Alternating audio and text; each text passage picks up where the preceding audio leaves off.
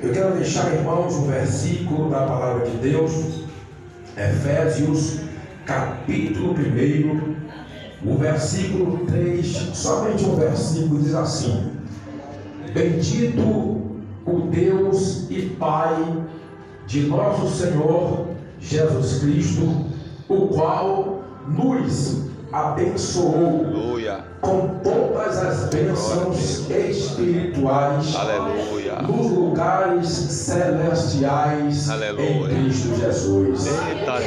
Amém, irmãos? Aleluia. Então, a Bíblia, ela garante que nós já somos abençoados. Glória a Deus.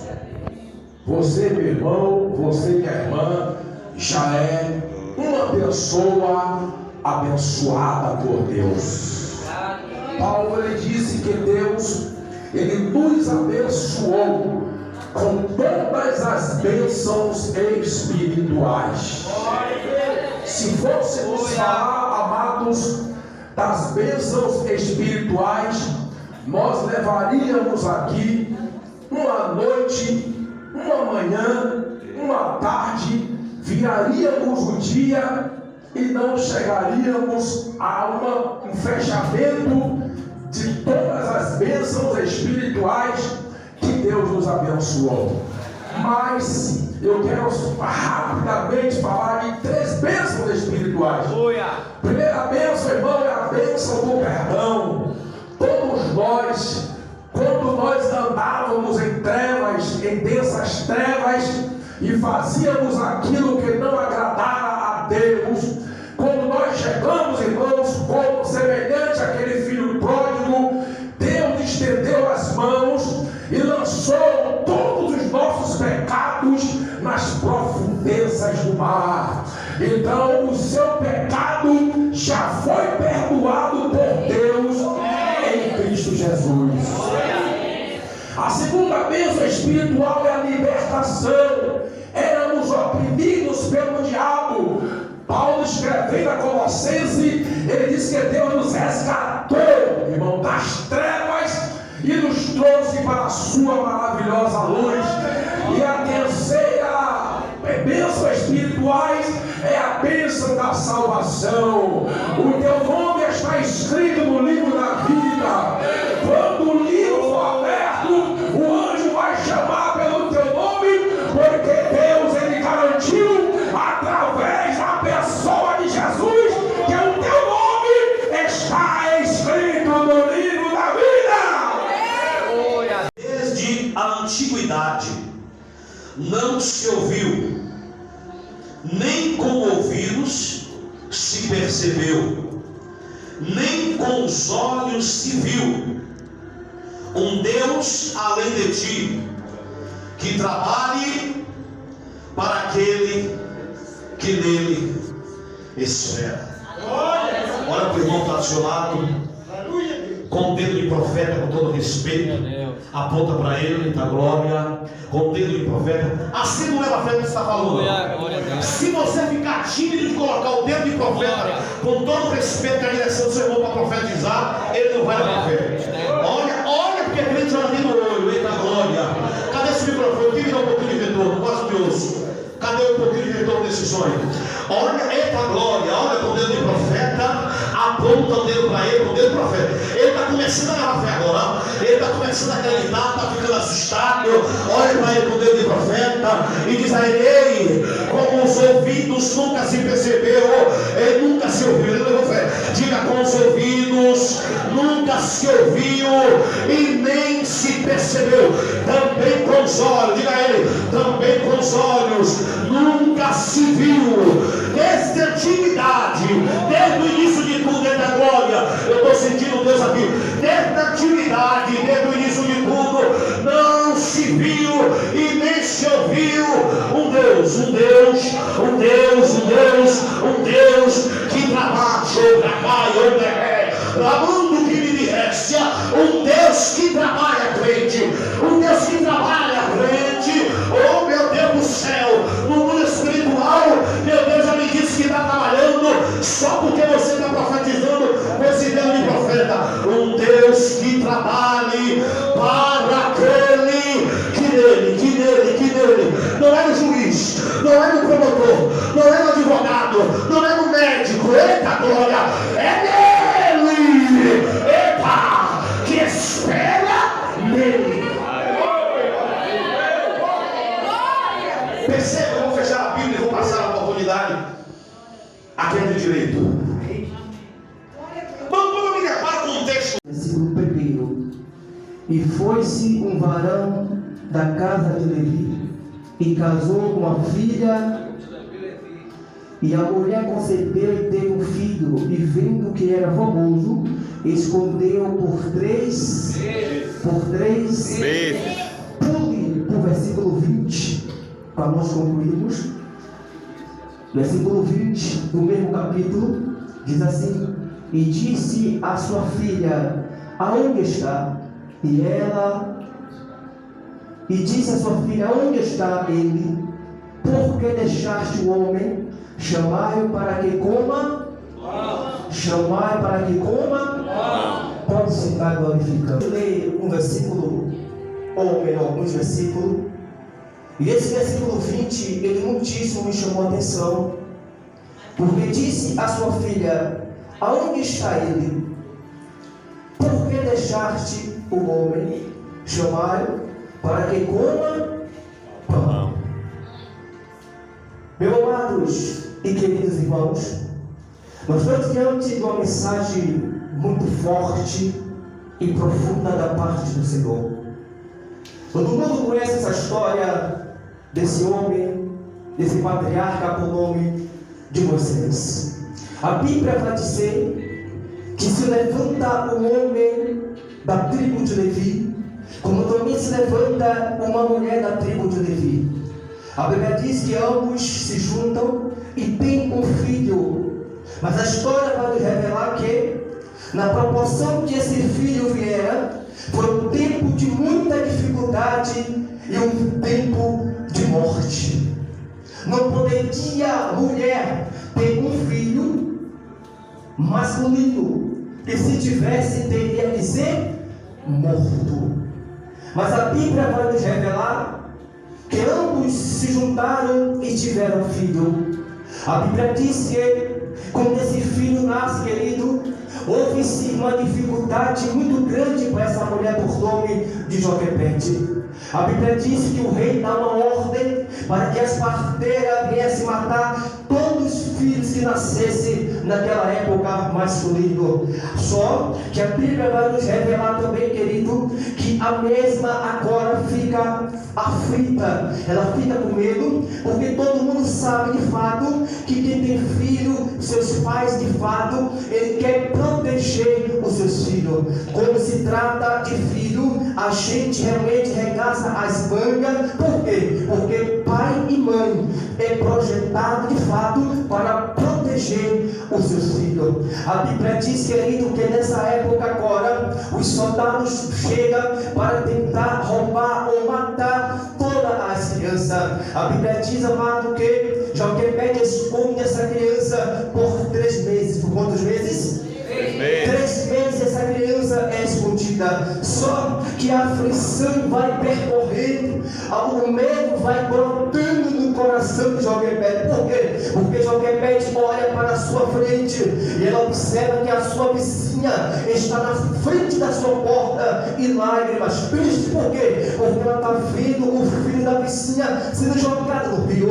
Ela olha também para o lado direito e vê a sua vizinha também perdendo o seu filho. Ela olha para o lado esquerdo, da mesma forma está percorrendo toda a aflição. A Bíblia vai dizer, querido, que Joquebede agora pega o seu filho e esconde de uma forma tremenda para poder a morte não pegar a ele. A história vai nos revelar que de fato essa mulher fica triste, ela fica cabisbaixa. Eu fico pensando aqui a noite dessa mulher, que noite perturbada, que noite terrível. Acredito ela que qualquer vento que batia sobre a sua porta, ela achava que era um soldado metendo o pé em sua porta para poder pegar seu filho. Mas o que me chama a atenção, querido, é que em meio à aflição, em meio à morte bradando sobre aquele lugar, matar Moisés. Por quê? Porque Moisés é um projeto de Deus. Moisés, de fato, foi um projeto de Deus. Talvez a morte te pegou de um lado, talvez a morte te pegou do outro. Veio a Covid, veio tanta coisa sobre a sua vida, mas olha aí, você de pé, glorificando e exaltando ao Senhor.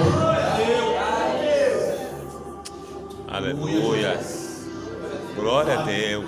Só que o tempo ele não para. A Bíblia vai dizer, querido, que chega os 3 meses. Moisés com toda, Joquebede com toda a sua prudência para esconder o seu filho. Ela faz tanta coisa, mas a Bíblia vai dizer que brota no coração de Joquebede uma arca para que ela viesse fazer para colocar o seu filho na arca. A Bíblia diz que a mesma projetara uma arca e coloca o seu filho, mas o que me chama a atenção é que quando ela vai pegando a arca, coloca o seu filho na arca e vai levando até o rio, ela para, dá uma olhada, verifica toda a arca e ela observou que em meio à arca havia algumas brechas, porque a história vai dizer que a mesma pega agora betume, pega agora estopa para poder calafetar a arca. Calafetar é tapar as brechas da arca. Observe-se que ela observou que se ela colocasse de fato a arca, se tapar as brechas dentro da água, automaticamente a arca iria descer, porque as águas iam adentrar por dentro das brechas. E ela entendeu que se ela deixasse as brechas, a água chegaria sobre seu filho e ele morreria afogado. O que me chama a atenção, amados, é que ela entendeu de fato que ela tinha que tapar as brechas. Aleluia! Glória! Ela entendeu de toda forma que ela tinha que calafetar. Para o filho dela ter vida, precisava de ela tapar as brechas. Observe-se que ela fez todo o revestimento. É verdade, pastor Elis. Ela calafeta por dentro e também por fora. Porque não adianta tapar a brecha só dentro. Tem que tapar também lá fora. Porque tem pessoas que às vezes, querido, demonstram uma coisa aqui dentro.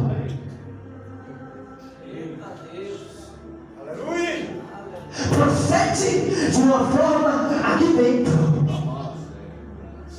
Se apresenta aqui dentro. Mas lá fora, as brechas estão abertas. Aí a Bíblia pode nos revelar que quando ela tapa as brechas, ela pega o seu filho e coloca dentro da arca. Alguns pregadores vão dizer que a arca foi colocada no meio do rio, e isso é uma inverdade. Se a gente ler a Bíblia com carinho e com atenção, você vai entender que a arca foi colocada na beira do rio. Foi na margem do rio aonde a arca foi colocada. Mas o que me chama ainda a atenção é que quando, queridos, aquela arca vai ser levada até o rio, a Bíblia vai dizer que ela coloca a arca em meio aos juncos. Louvado seja Deus. Deus é poderoso, queridos. Deus, Ele é fiel. Louvado seja o nome de Jesus Cristo. Ela tinha tanto lugar para poder colocar a arca, mas a Bíblia vai dizer que essa mulher, ela pega a arca e coloca aos juncos. Observe, pastores, que o junco ele nunca cresce individual, ele cresce unido um no outro. Você nunca vai ver o junco nascer um ali e outro aqui. Ele nasce em troceira, ou seja, em grupo. E observe-se que é uma organização, mas tão grande e profunda, que o junco ele nasce um atrás do outro. Por que ele nasce um atrás do outro em filas? Porque quando o vento vem na parte horizontal, quem está na frente protege quem está atrás. Só que o vento ele não para. E o vento ele vem de diversos lados. Aí quem está na parte do oriente, na frente, recebe todo o vento, mas está protegendo quem está. Só que o vento arrudeia e vem pelo lado sul. Aí agora quem está atrás já fica na frente, protegendo quem está. Mas observe que a prudência do junco é crescer junto. Aleluia, Deus. Não adianta, queridos, a gente participar de um ministério, não adianta a gente fazer parte de um grupo e nós queremos se ressair mais do que o outro. Porque o negócio tem que crescer Juntos. Aleluia, Deus. o negócio tem que estar bom para mim e para você. Aí a Bíblia vai dizer que Joquebede pega a arca e coloca na beira-margem do rio, junto aos juncos. Aí a Bíblia vai nos revelar que a filha de Faraó vai descer junto com suas amigas para se banhar no rio. E observe-se que em meio às amigas, só uma viu a arca. E eu fiquei pensando por algumas vezes, por quê? Foi logo a filha de Faraó que viu a arca e não as outras.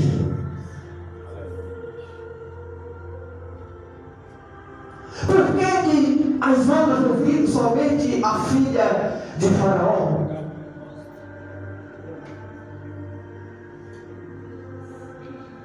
Deus é um Deus que tem propósito. Deus é um Deus, querido, que Ele conhece o meu e o seu coração. Aquelas mulheres estavam distraídas e talvez não estavam dando nada porque estavam ali. Talvez ela achara que era algo feito pelo povo do Egito, um martinho apenas. E talvez ela não se atentaram que